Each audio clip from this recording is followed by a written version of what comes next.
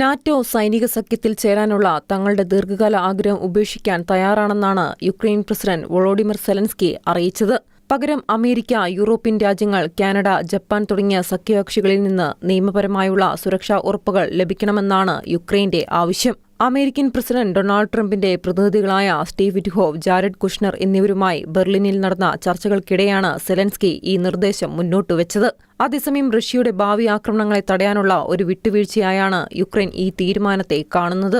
വർഷങ്ങളായി റഷ്യയുടെ എതിർപ്പിന് കാരണമായ നാറ്റോ അംഗത്വം ഉപേക്ഷിക്കാനുള്ള യുക്രൈന്റെ നീക്കം വലിയൊരു രാഷ്ട്രീയ മാറ്റത്തിന് വഴിയൊരുക്കും. എന്നാൽ ഈ സുരക്ഷാ ഉറപ്പുകൾ എത്രത്തോളം വിശ്വസനീയമാണെന്ന കാര്യത്തിൽ ജർമ്മൻ പ്രതിരോധ മന്ത്രി ബോറിസ് പിസ്റ്റോറിയസ് സംശയം പ്രകടിപ്പിച്ചു. 1994 ആണവായുധങ്ങൾ ഉപേക്ഷിച്ചപ്പോൾ യുക്രൈന് ലഭിച്ച സുരക്ഷാ ഉറപ്പുകൾ ഫലപ്രദമായിരുന്നില്ല എന്ന മുൻ അനുഭവവും അദ്ദേഹം ചൂണ്ടിക്കാട്ടി.